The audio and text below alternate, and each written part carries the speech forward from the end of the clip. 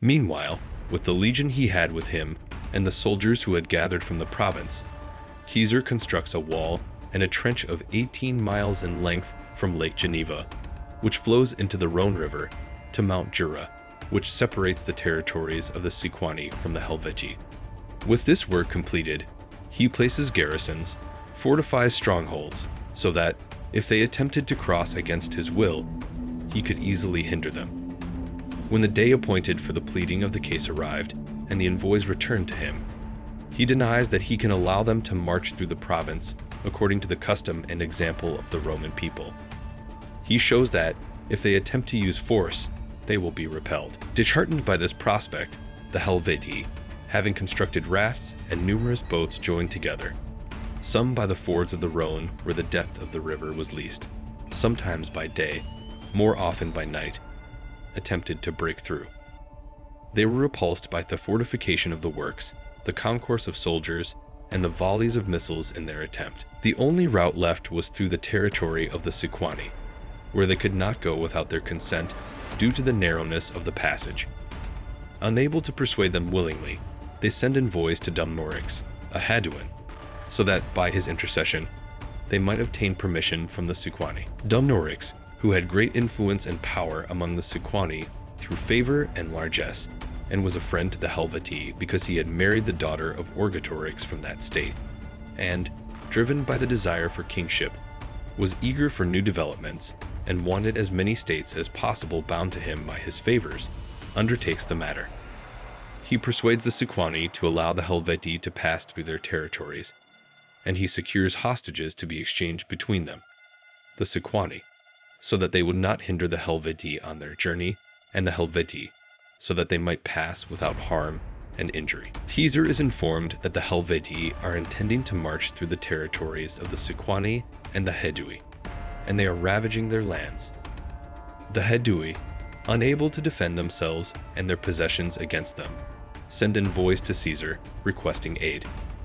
At the same time, the Hedui, Amberi, who were relatives and allies of the Hedui, informed Caesar that, with their fields devastated, they could not easily defend themselves from the violence of the enemy coming from the towns. Also, the Allobroges, who held villages and possessions beyond the Rhone, flee to Caesar and declare that, apart from their land, they have nothing left.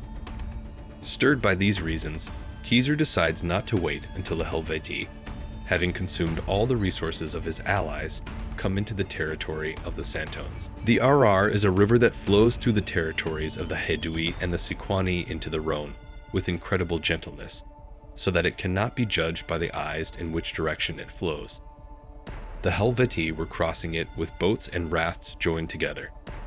When Caesar was informed by scouts that 3 parts of the Helvetian forces had already crossed that river, and only a 4th part remained on this side of the Arar, he set out from his camp at the 3rd watch with 3 legions to the part which had not yet crossed. Attacking them unexpectedly and unprepared, he cut down a great part of them.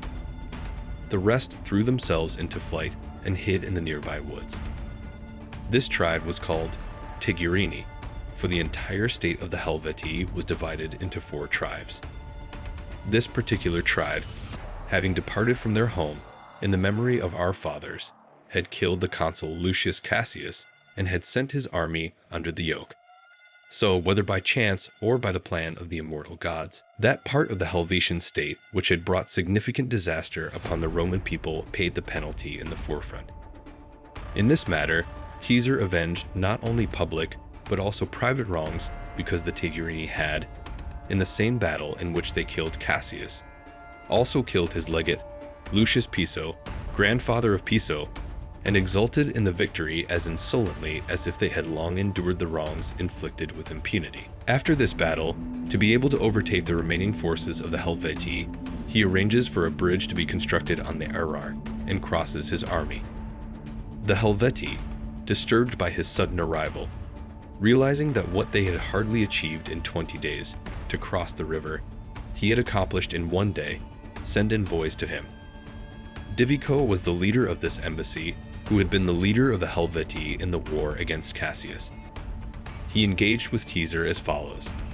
If the Roman people made peace with the Helvetii, they would go into that region. and stay there where Caesar decided and wished. If he persevered in pursuing war, they should recall the old disaster of the Roman people and the ancient valor of the Helvetii, that having attacked unexpectedly that one tribe, when those who had crossed the river could not bring aid, he should not attribute great credit to his own valor or despise them.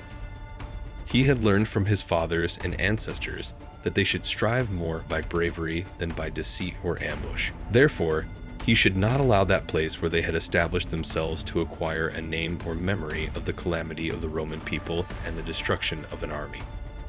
With this reply given, he withdrew. The next day, they moved their camp from that place. Caesar does the same, and he sends ahead all his cavalry, about 4,000 in number, which he had gathered from the entire province, and the Hedui and their allies, to see in which direction the enemy was marching. Eagerly pursuing the rear guard of the enemy, they engage in battle unexpectedly at an inconvenient place with the Helvetian cavalry. A few of our men fall in that battle. When the Helvetii, having been raised by this battle, realized that 500 horsemen had driven off so great a multitude of horsemen, they begin to stand still more boldly, and, attacking the rear guard with the last division of their army, they often start a battle. Caesar cut his men from the battle, and he was satisfied at that time to hinder the enemy from ravaging, foraging, and plundering.